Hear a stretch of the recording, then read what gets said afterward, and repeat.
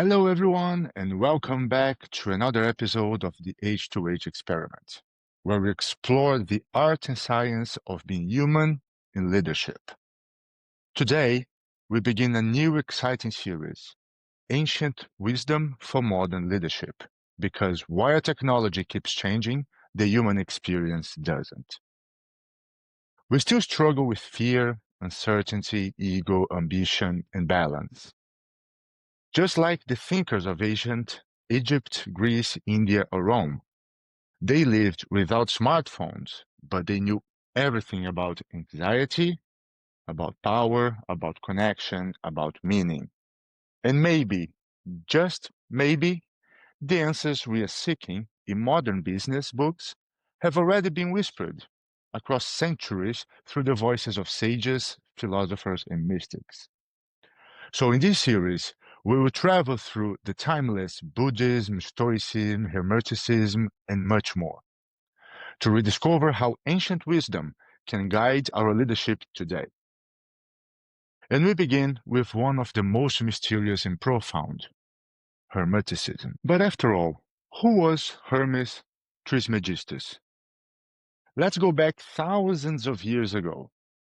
Imagine the crossroads of Egypt and Greece, a meeting pot of religion, philosophy, and early science.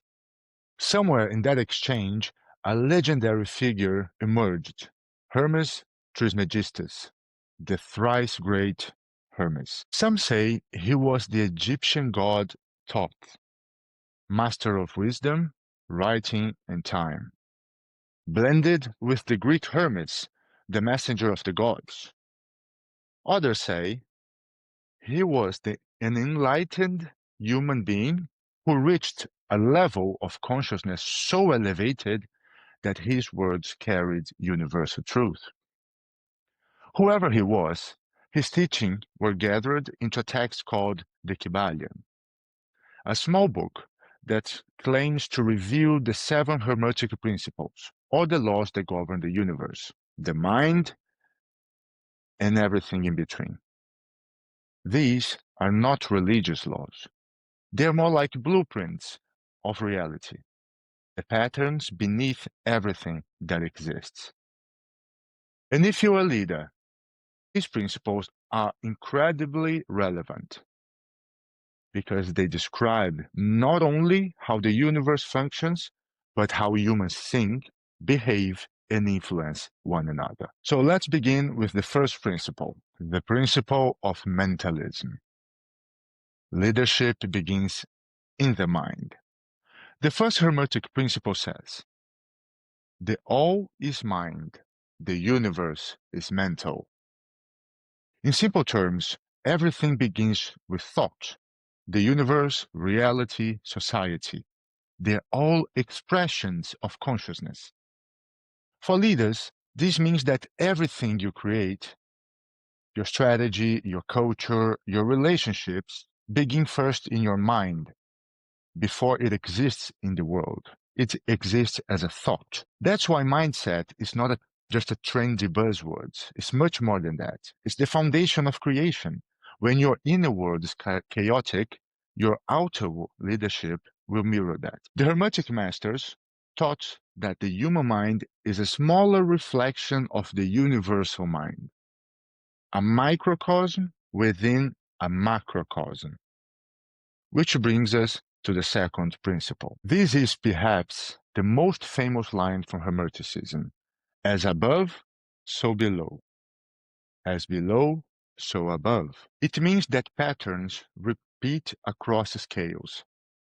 The laws that govern galaxies are the same laws that govern your thoughts, your body, your organization. When I think about it, it comes immediately to my mind the work of Nikola Tesla, because he said exactly, he talked a lot about the patterns of the universe and the numbers 3, 6, and 9, that it repeats all across the universe in different situations, different contexts. It also makes me think about the repetition of patterns from our observation, like seashells and snowflakes, like river systems and our circulatory system, like galaxies and cluster of stars. You can see this repeating all across the universe in very different contexts. So what happens in the above, your leadership, mindset, your emotional state, your clarity, echoes in the below. Your team's energy, your company's culture, the atmosphere in every meeting. If you carry fear, your team will feel it. If you lead with calmness and conviction, they will mirror it. Leaders are like tuning forks. The vibration of their mind sets the rhythm of the entire organization. And that brings us to the principles of polarity and rhythm, which together form the beating heart of balance and emotional intelligence in Hermetic leadership. The principle of polarity says that everything is dual: light and darkness, passion and hate, courage and fear, success and failure. But they are not separate. They are two extremes of the same essence. Like temperature, hot and cold are not opposites.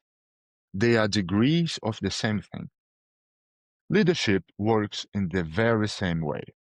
Confidence and arrogance, they're not opposites. They are points on the same spectrum. So are empathy and apathy, or discipline and rigidity, ambition and greed. The wisdom lies not in rejecting one side or the other, but in mastering the continuum. A great leader learns to find the balance in the duality, to embody both strength and gentleness, both strategy and intuition. The Hermetic tradition calls this mental alchemy, the art of transforming one mental state into another by understanding that they are part of the same whole. For example, if you feel fear, you don't deny it, you observe it, and you slowly transmute it into courage, because courage is just fear moving through understanding. The principle of rhythm says that everything flows: tides, seasons, mood, success, and failure. The pendulum swings forward and backward, up and down.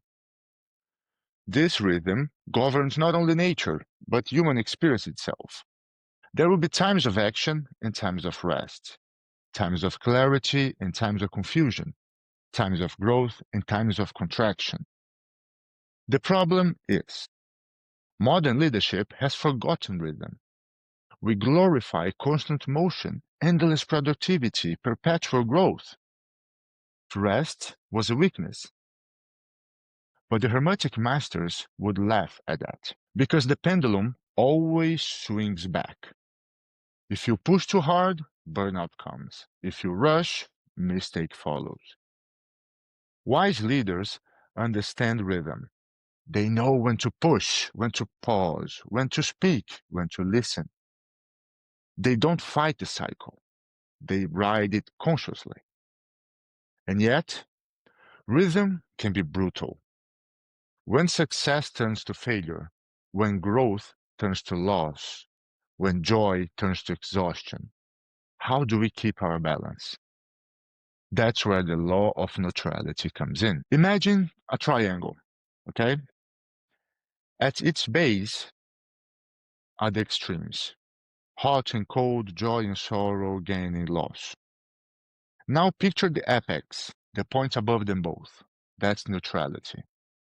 The Hermetic masters said that the wise do not eliminate the swing of the pendulum. They rise above it. They stand at the top of the triangle, observing both sides without being enslaved by either. Lúcia Helena Galvão, in her book Para Entender o Kybalion, beautifully explains that the neutral point is where wisdom lies. It's not indifference, it's awareness. It's not apathy, it's peace. When leaders learn to stand at that point, they become anchors for their team. When the market crashes, they don't panic. When success hits, they don't inflate. They remain centered, calm, clear. The top of the triangle holding the balance for everyone below. And now we move to the sixth principle, the law of responsibility. This one says, every cause has its effect. Every effect has its cause. Nothing happens by chance. Chance is just a name for laws we don't yet understand. This makes me think, this makes me remember of one sentence by Carl Jung, which is, until you make the subconscious conscious, it will guide your life and you call it fate. For leaders, this is the ultimate call for responsibility. Every culture, every team dynamic, every behavior we tolerate or encourage is a result of causes we have created, consciously or unconsciously. When things go wrong, the Hermetic leader does not blame circumstances. Instead, they ask, what vibration, what mindset, what action created this? They understand that leadership is cause, everything else is effect. This shifts the focus from control to creation. You stop reacting to circumstances and start generating outcomes by being intentional with your thoughts, words, and action, which are the only things that are truly under our control. Now, let's bring it all together. Let's weave these principles into a picture of modern leadership. 1. Mentalism. Leadership begins in the mind. You create with your thoughts. 2. Correspondence. As within, so without. Your energy becomes your team's energy. Polarity. Master both extremes, light and shadow, strength and softness. Rhythm. Respect cycles. Learn when to move and when to pause. 5th, neutrality. Stay centered when the pendulum swings. And 6, cause and effect. Take full responsibility for the reality you lead. The Hermetic leader is not a controller, not at all. They are an alchemist. They transmute fear into courage, chaos into clarity, and ego into wisdom. They don't fight the natural laws.